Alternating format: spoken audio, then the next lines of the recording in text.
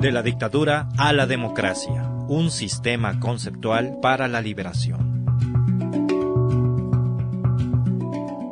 Por Jane Sharp. Traducción al español por Caridad Inda. La institución Albert Einstein. Voz Oxley.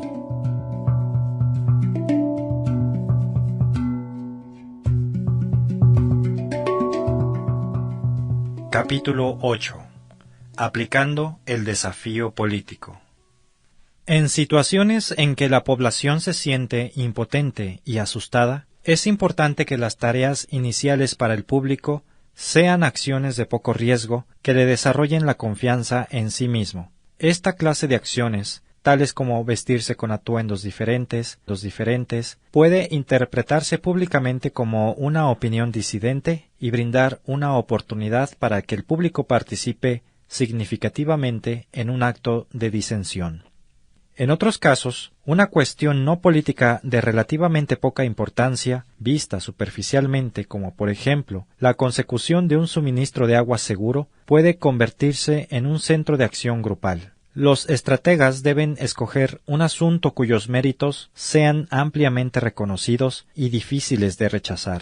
El éxito en tales campañas limitadas puede ser no sólo corregir malestares específicos, sino convencer a la población de que en verdad tiene potencial para ejercer el poder. En una lucha a largo plazo, la mayor parte de las estrategias de campaña no deben tratar de alcanzar la caída completa e inmediata de la dictadura, sino de lograr objetivos limitados. Cada campaña tampoco va a requerir la participación de todos los sectores de la población. Al contemplar una serie de campañas específicas para implementar la gran estrategia, los estrategas del desafío tienen que considerar cómo las campañas del comienzo de la lucha, las de la mitad o las ya próximas a su conclusión, se diferenciarán unas de otras. Resistencia selectiva. En los momentos iniciales de la lucha, las campañas separadas con distintos objetivos específicos pueden ser muy útiles. Estas campañas selectivas pueden hacerse una tras otra. Ocasionalmente, 2 o 3 pueden ocurrir al mismo tiempo. Al planificar una estrategia para la resistencia selectiva, es necesario identificar motivos limitados y específicos o malestares que simbolicen la opresión de la dictadura en general. Tales asuntos pueden ser los objetivos estratégicos intermedios dentro de la gran estrategia global. Es necesario que estos objetivos estratégicos intermedios sean alcanzables para la capacidad de poder actual o proyectada de las fuerzas democráticas. Esto ayuda a asegurar una serie de victorias que son buenas para levantar la moral y que también contribuyen a que se produzcan cambios incrementales en las relaciones de poder que resulten ventajosos para una lucha a largo plazo. Las estrategias selectivas de la resistencia deberán concentrarse, en primer lugar, en cuestiones sociales, económicas o políticas. Estas se pueden escoger a fin de conservar alguna parte del sistema social y político fuera del control de los dictadores para recuperar el control de alguna porción de este sistema actualmente bajo el control de los dictadores o para negar a los dictadores algún objetivo en particular. Si es posible, la campaña de resistencia selectiva debe también atacar una o más de las debilidades de la dictadura, tal como lo hemos explicado. En consecuencia, los demócratas pueden producir el mayor impacto posible con la capacidad de poder que tengan a su alcance. Muy al principio, los estrategas tienen que planificar por lo menos la estrategia para la primera campaña. ¿Cuáles han de ser sus objetivos limitados? ¿Cómo van estos a ayudar a la realización de la gran estrategia? Si es posible, sería prudente formular por lo menos los lineamientos generales para una segunda y acaso hasta una tercera campaña. Todas esas campañas han de llevar a cabo la gran estrategia escogida y operar dentro de los lineamientos generales de esta. El reto simbólico. Al principio de una nueva campaña para minar la dictadura, las primeras y más específicas acciones pueden tener un campo limitado. Deben estar diseñadas en parte para probar el estado de ánimo de la población e influir en él, y prepararla para continuar la lucha a través de la no cooperación y el desafío político. La acción inicial podría tomar la forma de una protesta simbólica o podría ser un acto simbólico de no cooperación limitada y temporal.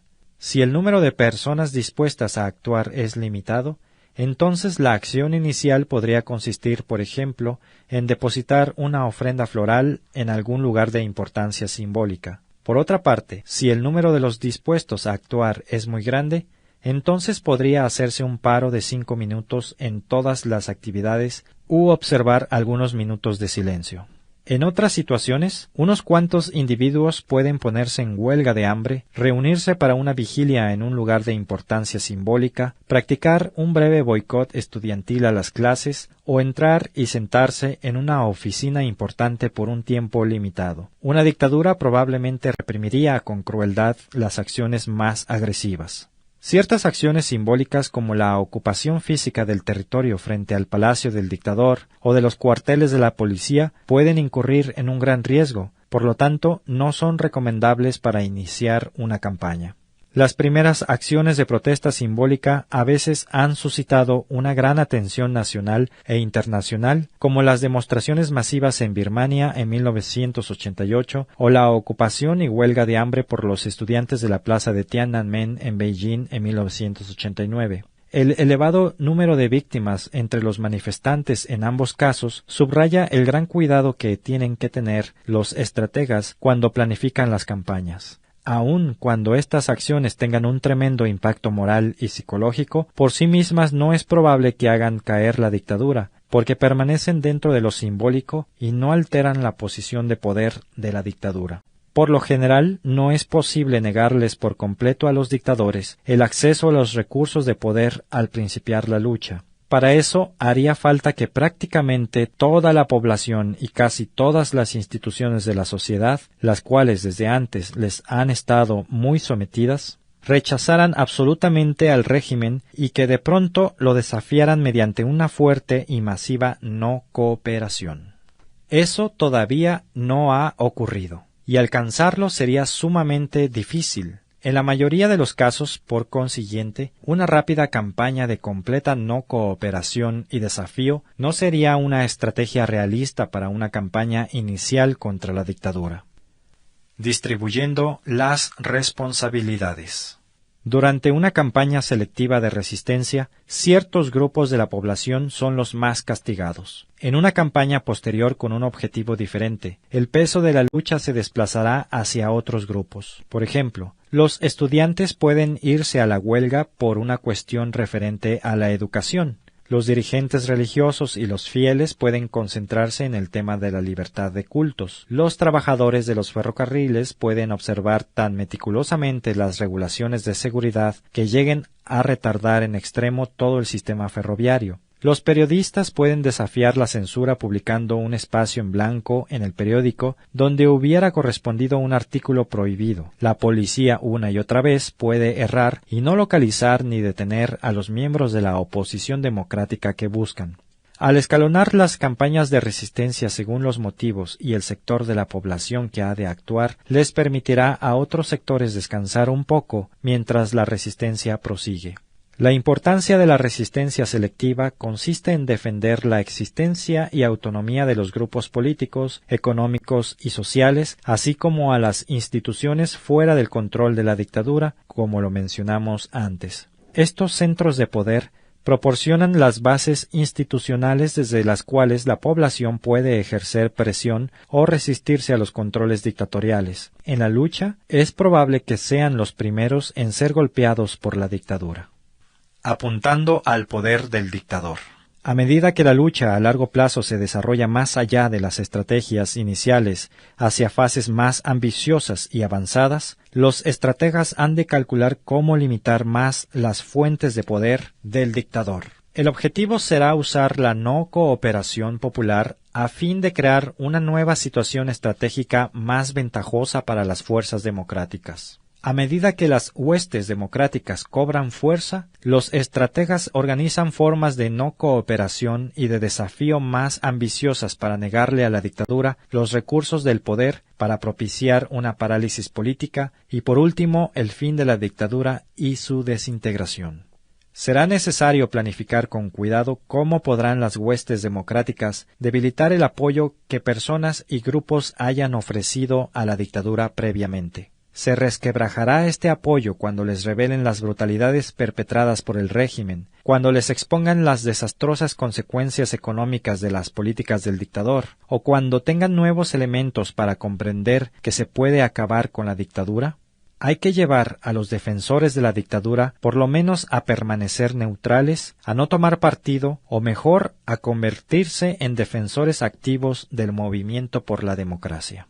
Durante la planificación e implementación del desafío político y la no cooperación, es muy importante prestar atención a todos los defensores y auxiliares de los dictadores, inclusive a su camarilla interna, al partido político, la policía y la burocracia, pero especialmente al ejército. Haría falta calcular bien el grado de lealtad a la dictadura de las fuerzas militares, tanto soldados como oficiales, y determinar si son susceptibles de ser influidas por las fuerzas democráticas. ¿Pudieran los soldados comunes y corrientes ser unos presos descontentos y asustados del régimen? ¿Se podría poner en contra del régimen a muchos de los soldados y oficiales por razones personales, familiares o políticas? ¿Qué otros factores harían a los soldados y oficiales vulnerables a la subversión democrática? Desde el inicio en la lucha de liberación debe desarrollarse una estrategia especial para comunicarse con las tropas y funcionarios del dictador. Mediante palabras, símbolos y acciones, las fuerzas democráticas pueden informar a las tropas que la lucha de liberación va a ser vigorosa, decidida y persistente. Las tropas han de saber que la lucha va a tener un carácter especial destinado a socavar la dictadura, pero que no amenaza su vida. Tales esfuerzos aspiran en última instancia a minar la moral de las tropas del dictador y finalmente a subvertir su lealtad y obediencia a favor del movimiento democrático. Se debe intentar llegar a la policía y a los funcionarios con estrategias similares. El intento de ganar simpatías entre las fuerzas del dictador y eventualmente a inducirlas a la desobediencia no debe interpretarse, sin embargo, como una invitación a que las fuerzas militares produzcan una rápida interrupción de la dictadura mediante una acción militar. Una acción semejante no es posible que dé paso a una democracia que funcione, porque, como ya hemos explicado, un golpe de Estado sirve de poco para cambiar el desequilibrio de las relaciones de poder entre el pueblo y los gobernantes. Por consiguiente, es necesario planear cómo puede hacérseles entender a los oficiales militares que simpatizan con los demócratas que ni un golpe militar ni una guerra civil son necesarios o deseables. Los oficiales simpatizantes pueden jugar papeles vitales en la lucha democrática, tales como difundir entre las fuerzas militares el descontento y la no cooperación, alentando las deficiencias deliberadas y calladamente hacer caso omiso de las órdenes, manteniéndose firmes en su decisión de no reprimir. El personal militar puede también brindar varias formas de asistencia no violenta y positiva al movimiento democrático, entre las que se incluye facilitar el paso seguro, información, comida, suministros médicos y otros. El ejército es uno de los recursos de poder más importantes de los dictadores porque éstos pueden usar las unidades militares disciplinadas y su armamento para atacar directamente a la población desobediente y castigarla. Los estrategas del desafío deben recordar que va a ser extraordinariamente difícil, si no imposible, desmantelar la dictadura si la policía, la burocracia y las fuerzas armadas se mantienen plenamente leales y obedientes en el cumplimiento de sus órdenes. Las estrategias orientadas a subvertir la lealtad de las huestes del dictador deben gozar de una prioridad especial de parte de los planificadores democráticos. Las fuerzas democráticas deben recordar que el descontento y la desobediencia entre las fuerzas armadas y de la policía pueden resultar altamente peligrosas para los miembros de esos grupos. Pueden esperar penas muy severas por los actos de desobediencia y la muerte por ejecución en caso de amotinamiento. Las fuerzas democráticas no deben pedirles a los soldados y oficiales que se amotinen inmediatamente. En lugar de eso, donde sea posible la comunicación debe aclarar aclarárseles que hay múltiples formas de desobediencia disimulada que sí pueden ser practicadas desde el principio. Por ejemplo, los policías o los soldados de tropa pueden entorpecer el cumplimiento de las órdenes de distribución, no acertar a encontrar a las personas buscadas, advertir a los de la resistencia acerca de las órdenes de represión que se han dictado contra ellos, así como de los arrestos y deportaciones, y pueden dejar de transmitir información importante para sus oficiales superiores. Por su parte, los oficiales descontentos con el régimen pueden no transmitir o demorar la transmisión de las órdenes de represión a los mecanismos encargados de ejecutarlas. Pueden disparar por encima de las cabezas de los manifestantes. Los funcionarios del Estado pueden perder o traspapelar las instrucciones, trabajar deficientemente o enfermarse para tener que permanecer en casa hasta curarse. Cambios en la estrategia.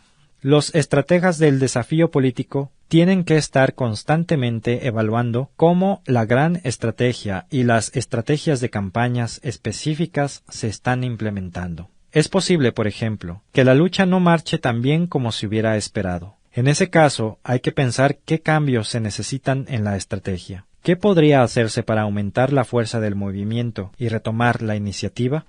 En una situación así, habrá que identificar el problema. Volver a realizar el cálculo estratégico, si es posible, darle la responsabilidad de la lucha a un sector distinto de la población, movilizar recursos adicionales de poder y desarrollar acciones alternativas. Cuando esto se hubiere hecho, el nuevo plan se implementará inmediatamente. Si, por el contrario, la lucha ha marchado mucho mejor de lo previsto y la dictadura está desmoronándose antes de lo que se había calculado, ¿cómo podrán las fuerzas democráticas capitalizar esas victorias inesperadas y avanzar hacia la paralización de la dictadura? Exploraremos esta problemática en el capítulo siguiente. De la dictadura a la democracia, un sistema conceptual para la liberación.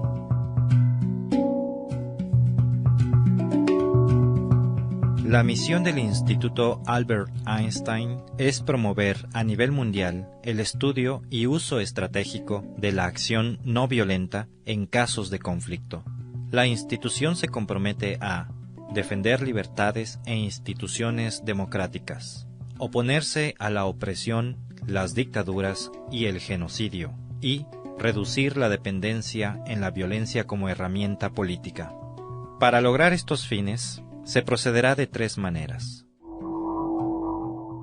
fomentando investigaciones y estudios sobre los métodos de acción no violenta y su uso en diferentes conflictos en el pasado, compartiendo los resultados de estos estudios con el público por medio de publicaciones, conferencias, medios de comunicación masiva, etc.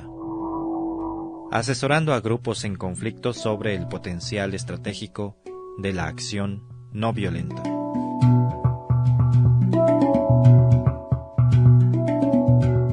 De la dictadura a la democracia, un sistema conceptual para la liberación.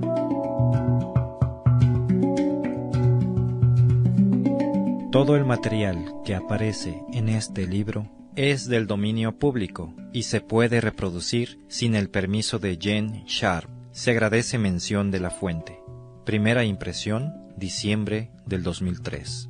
De la dictadura a la democracia, se publicó primero en Bangkok en 1993 por el Comité para la Restauración de la Democracia en Birmania, conjuntamente con Keith Giant, el periódico de la nueva era. Desde entonces se ha traducido a más de 8 idiomas y se ha publicado en Serbia, Indonesia y Tailandia, entre otros países. The Albert Einstein Institution, 427 Newbury Street, Boston, Massachusetts, Estados Unidos de Norteamérica. Sitio oficial www.einstein.org. ISBN 1-880813-130.